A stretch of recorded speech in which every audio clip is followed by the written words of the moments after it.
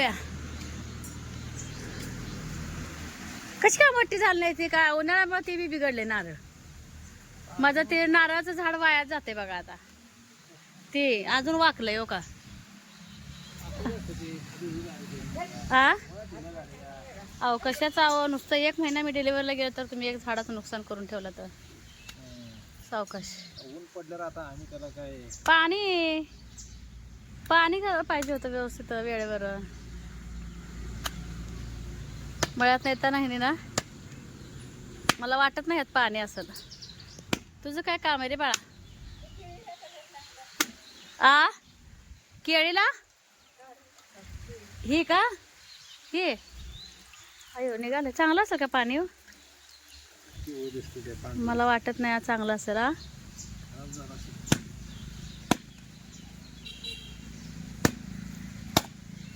चिखल झालाय का कालच्या झिरमटन नाही ना. कोवळ खोबला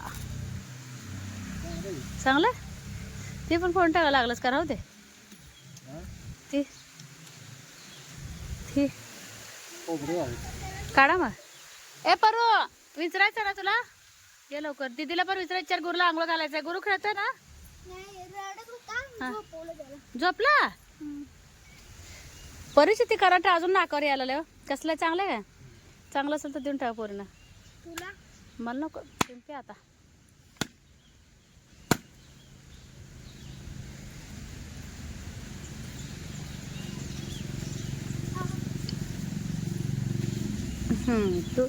तू जरा देते जरा. आता आजी म्हणते बाळाला आंघोळ घालायचं. ए बाबू तुला आंघोळ घालायची. हे टोपडा कशा पालवा करतो म्हणजे बाबूनी झोपला होता तू. आंघोळ घालायची मम्मून प्यायची. नमस्ते मी अश्विनी सैसुमे सिस्टर चॅनल मध्ये आपल्या सर्वांचं खूप खूप स्वागत आहे. तर सकाळपासून आत्ताच ब्लॉग येते. तर सकाळी ती घाई असते ना सैसुमला शाळेला घालवायचं परत गुरुचं टायमिंग परत तसंच ना आंघोळीला गडबड आई एवढं करतात ना गुरुच्या काय सांगू नका. पण त्याच्या आंघोळीचं मग आंघोळी वगैरे घालायचं तिथून त्याला झोपवायचं लगेच 10 साडेदहा वाजते. तर लगेच मी पण काय करते सकाळी 10चं माझं टायमिंग असते जेवणाचं. तर त्या अजून तरी जेवणाचं टायमिंग मी मोडलेलं नाहीये. तर हायर टायमिंगलाच मी आणखी जेवत असते. तर मग जेवण करायचं कोण येते परत तिथून तुम्हाला मी बोलले होते काल पाणी दिवस पाण्याला वाट बघून बघून बघून डोळे दुखायला लागले पण पाणी काय आलंच नाही. शेवटी फोन केलं आमचे गावचेच काका आहेत ना फोन केले की नाही मग ते काका येत म्हणजे सांगत असतात की पाणी कधी येते आणि कधी नाही. तर पाणी भरून घेतलं मी का नाही पाणी भरायला हे आणि आई दोघं पाणी भरत होते. भांडी घासून आणली झाडून काढलं गुरु झोपल्यासोबत. तर तिला लवकरच कामाला लागलेले होते. म्हटलं आता चहा करावं. आणि आईनं माझ्या लोणचं दिलं होतं कैरीचं लोणचं. ते लोणचं पण मला दुसऱ्या भांडीत भरायचं आहे. आई कधी येऊन गेली येऊन 8 दिवस झाले दाखवायचं म्हणते सगळ्यांना. रोज माझी आई विचारते की आशू तू म्हणजे सैफरला वगैरे लोणचं दिली का तू थोडं तरी टेस्ट करून बघितली का. त्याला म्हणतात आईची माया. तसंच ना आल्याचं चहा करावं बोलले कारण की आलं संपल्यासारखं वाटलं होतं मला पण आलं आहे. तर सैफरी पण आता येते मस्त आलं ठेचून आल्याचं चहा ठेवणार आहे. त्याआधी तुम्हाला कैरीचं म्हणजे आंब्याचं लोणचं दाखवणार आहे. तर माझ्या मामाच्या गावच्या आंब्याचं कैरी आहे आंब्याचं कैरी म्हणते सॉरी कैरीचं लोणचं आहे. असं होतंय डोक्यात काहीतरी काय विचार चालू असते मग ते एकदम आपण काय बोलतोय कळत नाही. मग मला आज आई फोनवर बोलता बोलली की आशू हे भरणी आहे ना त्याच्या टोपण गाडीतून येताना थोडंसं क्रॅक झालं त्या दिवशी. तर हे काढून दुसऱ्या भरणी शिफ्ट कर. तर काचेची भरणी आहेत माझ्याकडे छोट्या छोट्या आहेत जामच्या आहेत. तर त्या भरणीत घाल. हा हा हा सुगंध तर इतकं भारी आहे तुम्हाला दाखवते जवळ मी. तर लोणचं बघा किती छान आणि हे बघा जवळ अगदी मस्त दिसते. काय माहिती आंबट पदार्थ बघितलं का नाही आपल्या तोंडाला पाणी सुटतं तसं मला झालंय. आणि सगळं घरगुती तयार करून आईनं घातलेलं आहे आणि इतकं भारी झाले. तर चहा घेतल्यानंतर मग मी हे ना भरणी चेंज करून घेते. आपल्याकडे काय भरणीला कमी नाही कारण की दुकानातून मी वेगवेगळ्या भरणी नेहमी आणत असते. तर आता सध्या ह्याला झाकून ठेवते, चहा ठेवून मग हे भरून घेते. तर हाय असंच पिशवी लावते, कारण की परत त्याच्यामध्ये वारं गेलं की खराब होऊन जाईल. तर मस्तच लोणचं दिलंय आईना, तर हे पण भरून घेते. आधी चहा ठेवते कारण की गुरुजवळ आईनं दिलंय. तर एका ताईंची कमेंट होती की अश्विनी तू गार पाणी वगैरे हात घातली का, किंवा कधीपासून काम करायला सुरुवात केली. तर खरं सांगू का, जेव्हा मी माहेरी किती 1.5 महिना तरी होते, तर 1.5 महिना अजिबात मी गार पाण्यात हात घातलेले नव्हते, किंवा मला काही करायची गरजच पडली नाही. वहिनी आणि आई कसली तुम्हाला माहितीच आहे, तरी पण तिथं मला काय माहिती काय राहावं असं वाटलं नाही, पळूनच यावं वाटलं. आणि आता वाटतंय हे वाऱ्याला वगैरे बघून आराम करून आल्यास तर बरं वाटतंय. पण काय होतंय, सईपरीची शाळा आणि आईची दर्द हे सगळं बघून ना मग मला तिथं करमत नव्हतं. तर 1.25 महिना ना मी अजिबात पाण्यात हात घातलेली नव्हती. तिथं आल्यानंतरच मग मी चालू केलं. जसं की आता बघा 1-2 दिवस वाटत, म्हणजे असं आई बोलल्या की पाण्यात हात वगैरे असून घालू नको. पण काय होतंय, आईंना पण सगळं कामाचं लोड होतंय. आणि कामवाली बाई तुम्ही बोलताना उलट शहरात भेटतील, पण खेडेगावात अजिबात कामवाली बाई वगैरे मिळत नाही. मग आल्यापासून तर मी घातले. तसं जर रीतीला जर बघायला गेलं का, तर 40 दिवस पाळायचं असतं आपल्या ह्याचं डिलिव्हरीच्या नंतरचं. जे आता ज्यांना कोण नाही आहे घरामध्ये त्या बायका करतच असतात की गार पाण्यात हात. तर मी घातलं 1.5-2 महिन्यातच गार पाण्यात हात घातलं. जसे की भांडी धुणी सगळ्या साऱ्या गोष्टी मी करते. एवढंच की आता सध्या वारं जास्त आहे. आई एवढं बोलतात की वारे जास्त अश्विनी जाऊ नको, पण काही जास्तीचं इमर्जन्सी काम असेल तर जावंच लागते बाहेर. कारण सूचे जे आपले दुखती बाळवती असतात ते धुवायला जावंच लागतं. तर चला मस्त असं ठेचून आल्याचं चहा ठेवायचं आहे आज. तर जास्तच ठेवणार आहे, जरा सई परी पण येतात छान उकळून. आता काचेची भरणी जर बोललं तर माझ्याकडे असते भरपूर. तर काचेची भरणीची जुळणी लावून ते पण लोणचं पण भरून घेते. आणि आज शेळ्या मोकळ्या सोडायचं बोलतात हे. तर खूप दिवस झालं, एवढं मात्र आहे की जसं सोलापुरात आले तसं शेळ्यांकडे मी बिलकुल गेलेली नाहीये. मग ते आज जावं तिकडं. तर शेळ्यांना पण मी बघितलं नाही, काय नाही, बघते लांबून. चारा बांध तर अजून तसलं काही कामं करत नाही. जे काय धुणं भांडी स्वयंपाक झाडून जे आपले दररोजची कामं आहेत ती कामं सगळी मी चालू केले. फक्त आले थोडंसं विकनेस पण आम्हाला थोडंसं वाटत होतं. म्हणजे काय होतंय, थोडंफार आपण आराम केलेला असतो तिथं आणि एकदम आपण कामं करायला गेली होत नाही. हात पाय वगैरे सगळं दुखतात. तर तुम्ही आता ज्या ताई आहेत त्यांच्यासाठी सांगते, तुम्ही पण एकदम काम करायला गेलं तर थोडे 8 दिवस दुखणार. अजून पण मला टेन्शन येते, कोण बोलते ह्या गार पाण्यात हात घातले की हे दुखते ते दुखते सगळं बोलतात. पण बघू आता पुढच्या पुढं. आता तरी जे काय आपल्या समोर आता मुली मोठे आहेत म्हटले की शाळेत जाणार म्हटले की सगळी कामं आपल्याला करावी लागतात. त्यामुळे मी तर सगळी कामं आता चालू केले. फक्त काय दक्षता घ्यायची, अजून तरी मी भांड्याचं जाळं उचलत नाही. एखादी कळशी हांडा वजन किंवा कपड्याची बादली हे वजन अजिबात उचलत नाही. आणि घरातलं जर सोडलं झाडायचं, बाहेरचं जे मी नेहमी बागेत झाडायची ते झाडायला आणखीन तर मी सुरुवात केलेली नाहीये. कारण की काय न करताच आधीच माझी कंबरेचं दुखणं आहे, तुम्हाला तर माहिती आहे. आणि आता थोडं मला वाढल्यासारखं वाटतं किंचित, कारण की डिलिव्हरी झालेली आणि लवकर कामं चालू केले त्यामुळे थोडं किंचित दुखणं चालू झाले असेल. त्यामुळे मी हळूची ना खीर पण पिते. आणि हळूहळू ना अंग वाढेल तसं ह्या गोष्टी कमी होतील असं मला वाटतंय. कारण की माझ्या बहिणी वगैरे मला नेहमी सांगत असतात की अशा तुला टेन्शन घेऊ नको, परत परत हे सगळ्या गोष्टी कमी होतात. मग जास्तीचं झाडायचं टाळते, फक्त घरातलं झाडते, बाहेरचं नाही. तर ह्या गोष्टी फक्त मी आता सध्या जास्तीत जास्त पाळले. आणि पाण्यात हात घालायचं जर म्हटलं तर आपल्याला भांडी आणि ह्या गोष्टी कराव्याच लागतात. आणि बाळ आहे म्हटल्यानंतर बाळाकडे जाताना सारखं आपल्याला हात धुवावंच लागतं. आणि सारखं गरम पाणी करून घ्यायचं पण होत नाही, ते पण सांगते. तर चला एवढी मी तर सध्या काळजी घेते आणि एवढी मी कामं करते. तर बाकीचं एवढं नाही. तर वातावरण जर बघितलं इतकं वारं आहे ना, खूप वारं. आईचं आपल्या काय तर काय बाहेर चालू असतंय. मला पण असं ना काय काय लावायचं होतं बिया, जसं की घेवडा पावटा. मळ्याकडे काय लावता येणार नाही. मी ह्यांना बोलले तुम्हाला जर होत नसेल तर तरी पण बाकीच्या भाज्या राहू द्या, पण पावटा घेवडा तर लावा. सगळ्यात मला वाईट गोष्ट काय वाटते, मला एवढी माझी कंबर दुखत असताना 100 वेळा सांगते ना नारळाचं झाड हे लावलं होतं. आणि विशेष म्हणजे सारखं पाणी देत होते, तर तरीही याला बांधून सुद्धा हे मला वाचलंय. हे आता येणार नाही काय हो?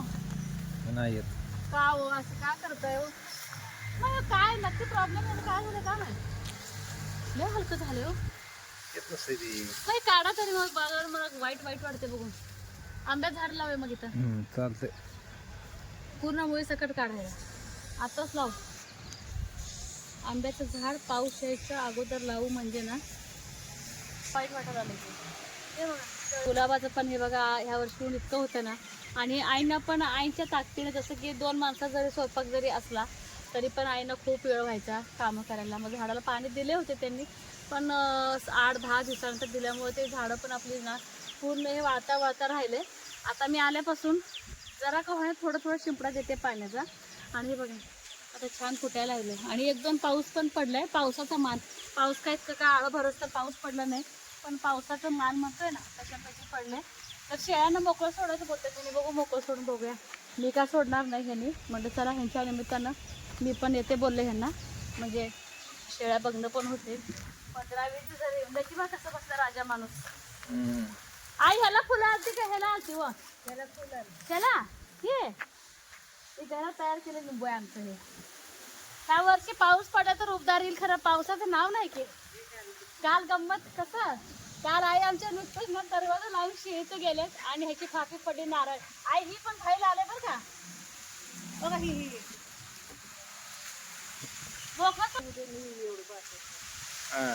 तरी चिंदी बांधली होती त्याच्यासाठी जेव्हा जायचं होतं ना तर हे ना चोरून खात होतं.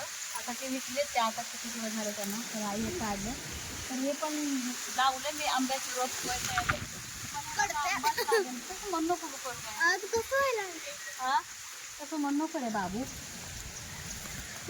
खूप दिवसात बघते कोट्यात मोकळं सोडायचं आज. बरी इतके शाळेतल्या गमती सांगते इतकी सांगते बोलायचं काम नाही. हा कुठे मजा येते सगळ्या ताई म्हणतात परीक्षा शाळेतल्या गमती ऐकायच्या त्या. नको बाय आता आई नको पेटवायला. इतक्या गमती सांगते ना काय सांगू नका. रात्री आजीचं कान दुखत असतील. होय आहो परे परे आते लवकर त्याला सोडून बघायचंय. हो त्यांच्या रस्त्या पायाला अडकेल की हो. ही ले आगाव ही मारते तिच्या लेकीलाच. ले काय पण विसरले. हा बघू राहिलं तर ठेकायचं. पाणी सुद्धा पालतं केली ती म्हणा. बरं ते उपडं कर ग त्याला. नाही जात नाही जात खर सरळ बघू मारते ते का. मी काय म्हणते अडकून पडतील ही दोरे नाही ना. मारामारी करायची हाय यू मला पडले.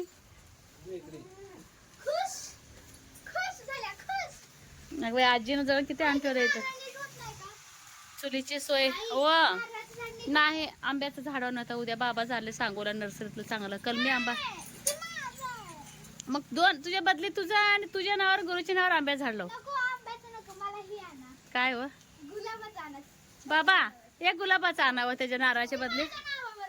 बाबा ऐका की तिच्या नारळाच्या बदली गुलाब आणते तिला. गुलाबाने आंब्यात झाडाना कलमी आंबा आणायचं बरं का लगे येते आंबे. वातावरण आंबा आता काय खाते. आणि पपई झाड काढायचं ही पपई येत नसते आता. आता गप बसले परत काय करताय खाताना पेताना. परे परे परे परे परे परे छान आहे. हे खराब झाले बघ का नाही. विकत आणता चांगली होती चांगली होती. उस्मानाबादी अरे खात ना भैया काय तर काय खातील बरं काय तर काय पडलेलं खातील एवढं मात्र आहे. पण ते आहे ना आवरणार नाही ना चारा पाणी करताना. नाही आवरण नाही मग ते कडी लावून करायला लागते. दरवाजा जाम करून लागेल. जाम करता असू जरा मोकळं असू जरा असू वाऱ्यानं पडलं तर बाळा. अवकाळी पाऊस होता मे महिन्यामध्ये. हा ये कडे जाऊया परत येतील होय हो. तुम्ही जाऊन असता राहू द्या मळ्यात मग माघारी असतो म्हणजे हाल हवाल बघूया. टिकली तर ठीक नाही टिकली तर बांधून टाकू. चला पिलो चलो भांडू नका. अरे खायला लागेल की आहो परत टाकी वाढलेलं पण बाहेरचं टाक. चल बाहेर चल टाक टाक. पपईच ते गरोदर असताना खायचं नसतंय, उष्ण असतंय ह्यांना सुद्धा. गाव असल्यावर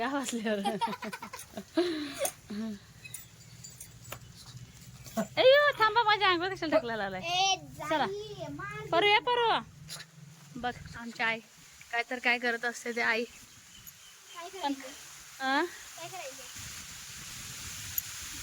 कुठे चालली आहे?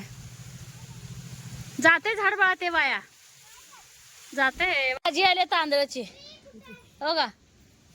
तांदळ राजगिरा. हा तिथं पण आले पावसामुळं. पण नाही खाऊ वाटत. लकी फिरतो आपला इथं, त्यामुळे नाही खायचं. जरा मोठे झाले की शेळ्यांना द्यायचं. मग तुझं कराट कमी झाले का? मोठं झालं. ही पण हिल की बाकीची कमी आलेत की? बाकीची ही नाही दुखत आता. नाही ना? तिकडचं एक मोठं आहे दुखत. हा ना? व्हायला लागलं. आडगुड लावायला एवढं कशासाठी? चपाती पाहिजे आणू तुला? थांब आणते. थांब समजते सगळं. थांब म्हणलं की थांबला. अहो मारामारी करला तुम्ही अजून इथंच येतोवर. तुम्ही सांगते तरी मारते ती मोठी ती बारकीला. होय कसं करायला का? हा होय की, पण मारते मोठी. मला माहितीये ना, अपदा करते ती. होय पाय मोकळं करते. आता बघा पाय मोकळं कर मारते. हा बघा ना, तर तुम्ही गेला आम्हाला बांधायचं पाहिजे नाही बरं. त्यामुळे पाय मोकळे उड्या मारला आहे ना. मारू दे मग, मारून खाऊ दे. गावात नाही एकमेकाला आहे ना. काय नाही, दोरी अडकेल पाय, दुसरं काय. लक्ष द्या तो. काही लाडगोड लावायला चपात्या आणायच्या मला. थांब रे लको. हे आत्ता सुधारलं बघा, ऊन कमी झाल्यावर. चांगलं पायाने हे करते हो. आण म्हणते.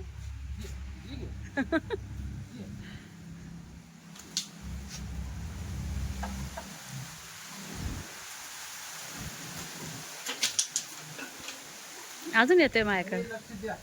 होय ठेवले भाकऱ्याची. ना ती दे मग तसं करते. ओ लांब टाका तिकडं.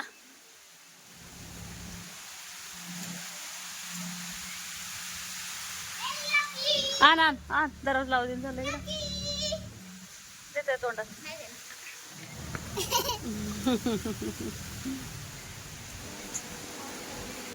रात्रीचे कामं आज थोडेसे लवकरच आवरले. जसं की गुरु खेळून झोपी गेलेला होता. तर तुम्हाला सांगते, स्वयंपाक झालेला होता आणि सगळ्यांना पटापट जेवणं दिली. भांडी किचन सगळं आवरून घेतलं. म्हटलं जास्तीचं काय टाईम झालेलं नव्हतं. 8:30-9 वाजले होते. म्हटलं चला काहीतरी करूया. जसं की बघा परीचं काय चालू असते. तिच्या त्या फळ्यावरती अभ्यास करत तिचं लिहिणं असते, रिव्हिजन करते गाई असं तिचं बोललं असतं. तर सई तिच्या रूममध्ये, आता सई 9वीला गेली ना, तर बरेच ताई विचारतात की सई कितवीला गेली. सई 9वीला गेले, त्यामुळं तिचा अभ्यासक्रम पण आता वाढले गेले. आणि अभ्यास जास्तीचं केलं तरी चांगलं आहे आताच्या ह्याच्यामध्ये 9वीमध्ये, कारण 9वीमध्ये तिला सोपं जाईल. आणि अण्णांचं फोटो वगैरे ना 2-4 दिवस झालं पुसून घेतलेच नव्हते. आणि ती फोटो वगैरे पुसून घेतलं, लागलीच फुलदाणी वगैरे स्वच्छ केली. महाराजांच्या जवळ तिथं पण थोडंसं ना धुर्रा दिसत होता, ते पण अगदी स्वच्छ करून घेतलं. तर हे सकाळी शक्य होत नाही. कामं आधी जसं व्हायचे आता होत नाही. थोडंफार जरा बदल झालेला आहे. मग मी काय करते, जेव्हा गुरु झोपतो ना, मग मला असं वाटेल चला मी थोडंसं रिलॅक्स आहे, आराम म्हणजे माझ्या शरीराला आराम देऊनच मग हे काय एक्स्ट्राचे कामं मी करत असते. तसंच परीच्या गप्पा चालू आहेत. शाळेतल्या गप्पा इतके सांगत असते ना, फक्त ऐकायला आपल्याला वेळ पाहिजे. इतकं सांगते ना, खरं मुलांना घरातल्यापेक्षा शाळेतच करमतं. अभ्यास असे ना का, पण शाळेतल्या शिक्षकांचं, मुलांचं, मैत्रिणींचं इतकं सांगणं असतं ना, मग ते आपण जर ऐकले ना, त्यांना पण जरा बरं वाटते. समजा जर आपण आपल्या कामातच असेल तर मुलांना खूप वाईट वाटतंय. तर हे सईने तयार केलेली कृष्णाची मूर्ती किती छान आहे. तर मला खूप आवडते. सकाळी ते बघितलं ना, मला एकदम एनर्जी येते शरीरामध्ये. तर खूप छान असं ना, म्हणजे पॉझिटिव्ह वाटतं. तर विठ्ठलाच्या मूर्तीला बघून सुद्धा. आणि हे सगळं जे काय मूर्ती आहे तो स्वच्छ पुसून घेतलं फुलदाणी सकट, आणि दिसायला अगदी फ्रेश वाटते. आता हॉल किचन आवरले म्हणून मी नटत होते. आणि सईला छोटीशी भूक लागली रात्रीची, तर शेंगदाण्याचा लाडू बनवते तिच्यासाठी आणि परीसाठी. असा होता आजचा ब्लॉग. कसा वाटला